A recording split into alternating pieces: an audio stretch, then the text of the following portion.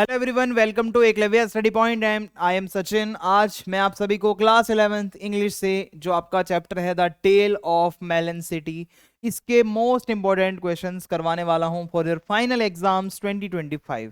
तो चलिए वीडियो को शुरू करते हैं, आगे बढ़ते हैं। अगर आपकी कोई भी क्वेरी होती है तो आप मुझे इंस्टाग्राम पे फॉलो कर सकते हैं। मेरा यूजर नेम आप सभी के सामने दिया हुआ है।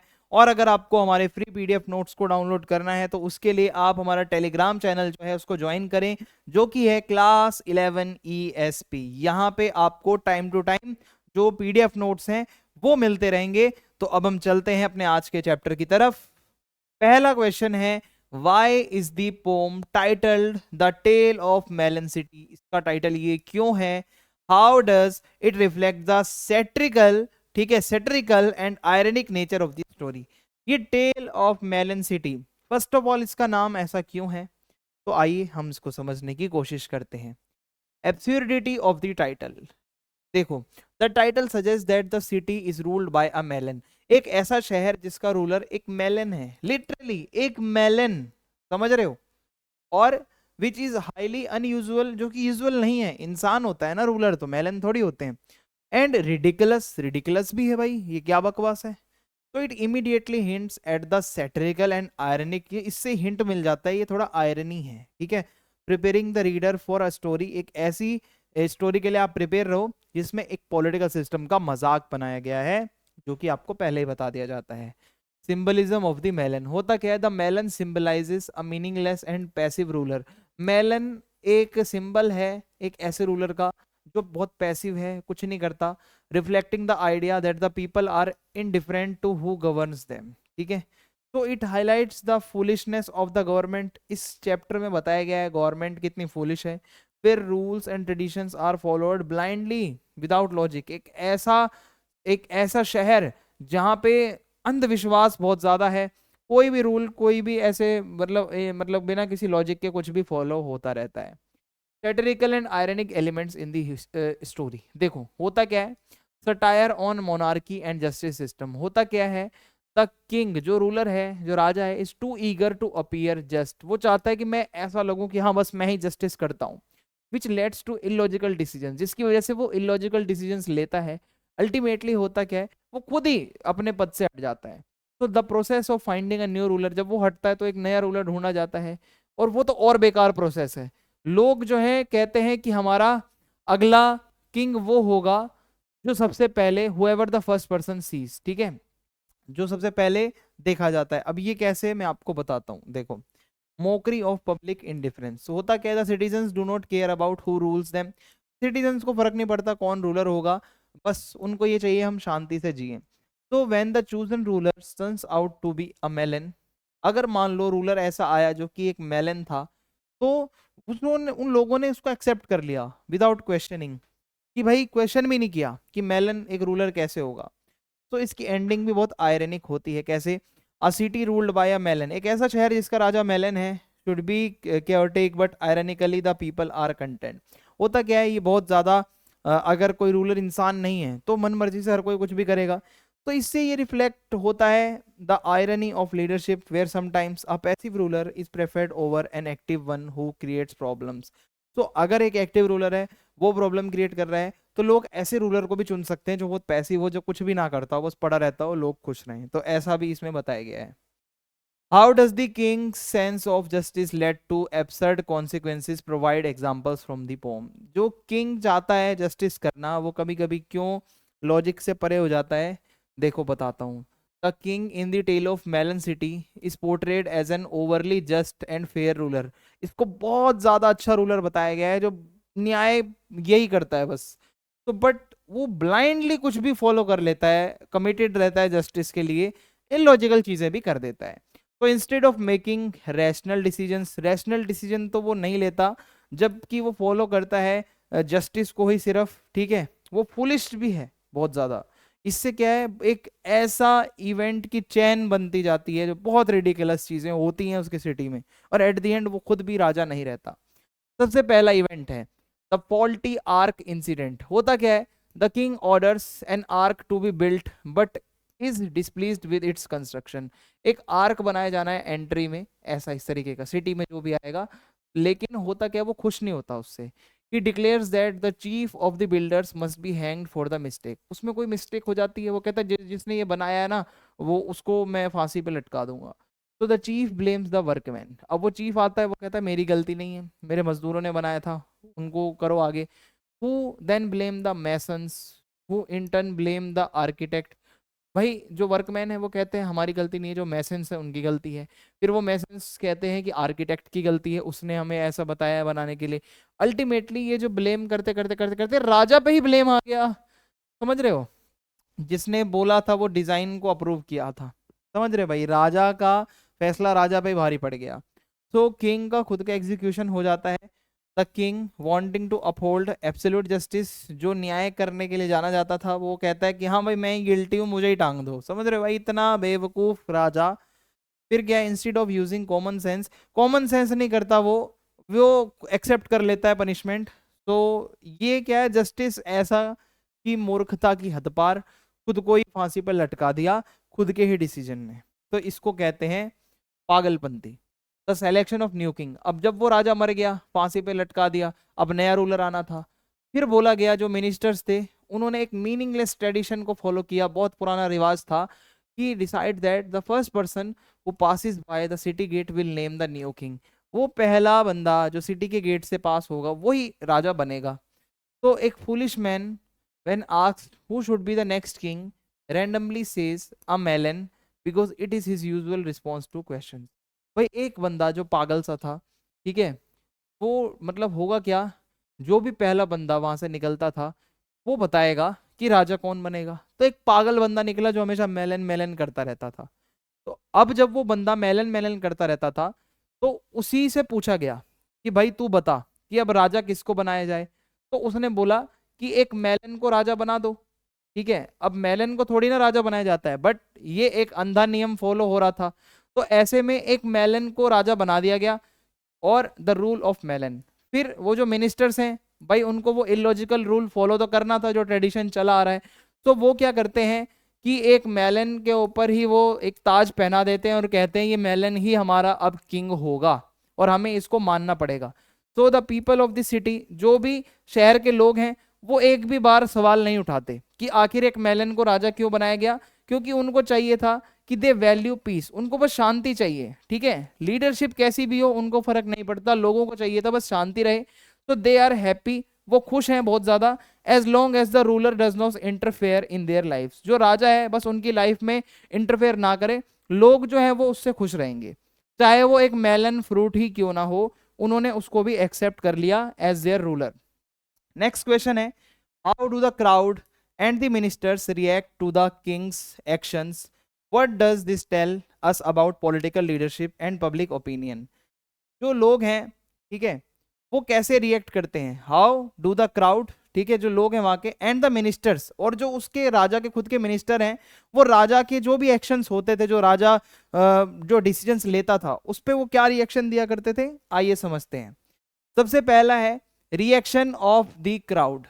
तो the crowd passively observes the Kings decision without questioning them. सबसे पहले जो राजा की प्रजा है वो बिल्कुल भी एक्टिव नहीं है, वो उसको फर्क ही नहीं पड़ता राजा क्या कह रहा है। जो क्राउड है उसको पैसिव बता गया है, पैसिव का उल्टा होता है एक्टिव।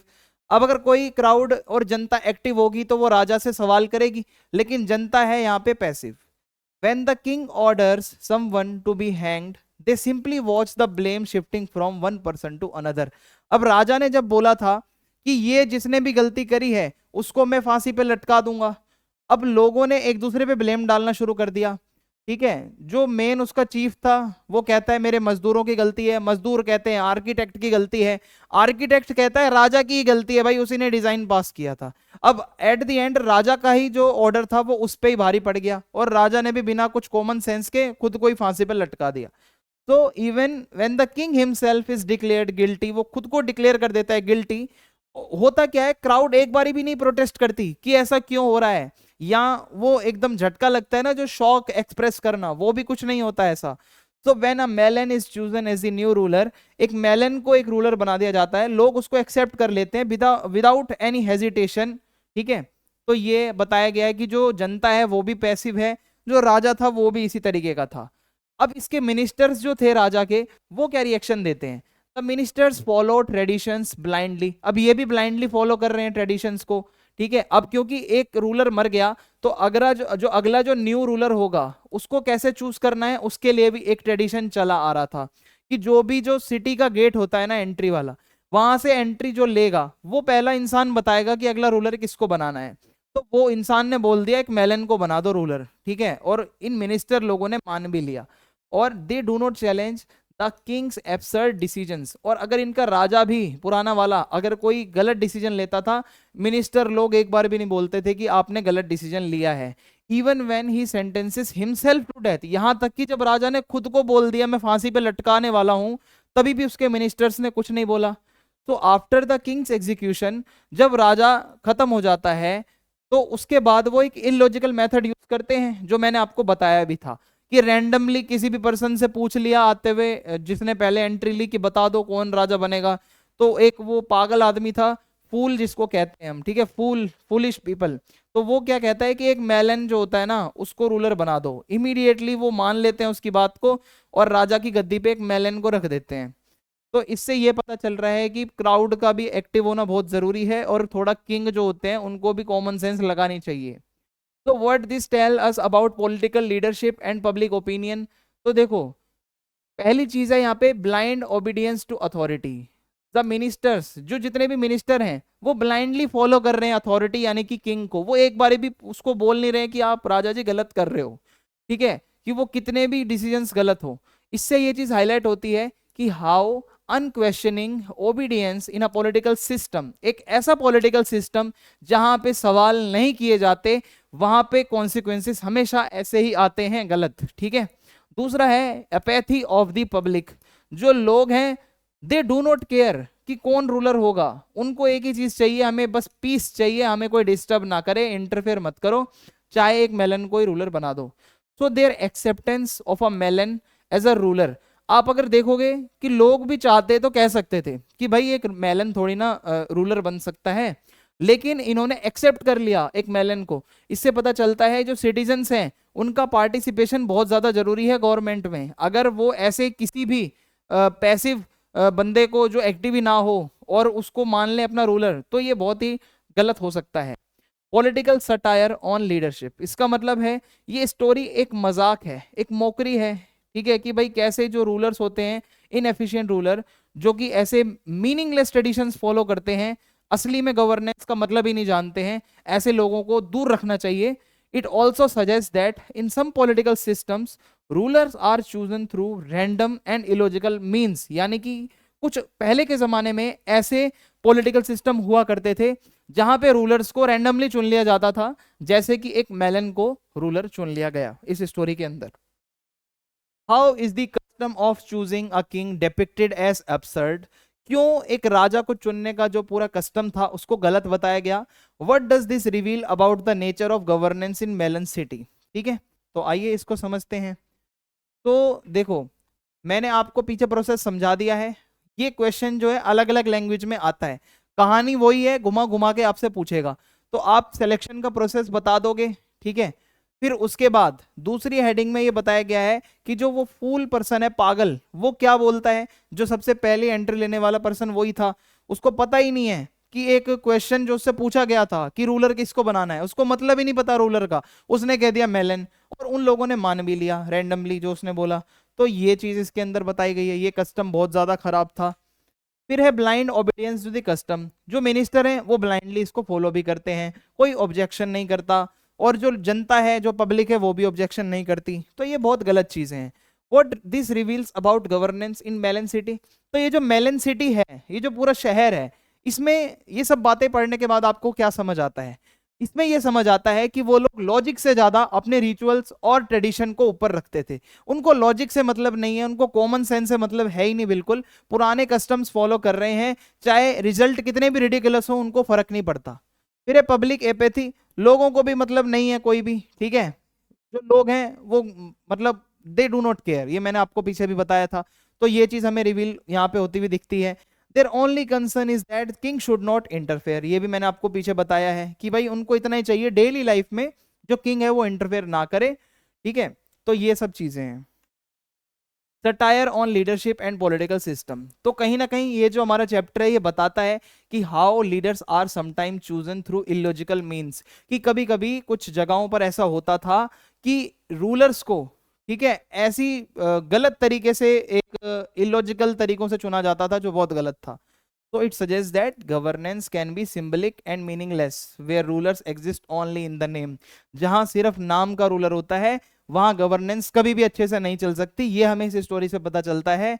और कभी कभी इसमें यह भी देखने को मिलेगा कि some societies prefer passive ruler who do not impose their will on the people। कुछ लोगों को एक ऐसा राजा, एक ऐसा रूलर भी पसंद होता है जो पैसिव हो और जो अपनी मनमर्जी ना करता हो, क्योंकि एक मेलन एक सिंबल है पैसिव रूलर का, जो कुछ भी नहीं करेगा, जो जनता को भी खुश रखेगा, खुद भी खुश रहेगा मजे में। तो कभी कभी लोगों को ऐसा अच्छा भी लगता है कि हाँ, हमारी लाइफ में तो वो कुछ कह नहीं रहा, तो ठीक है, जो चल रहा है उसको चलने देते हैं। Identify at least two instances of irony in the poem and explain how they contribute to its satirical tone।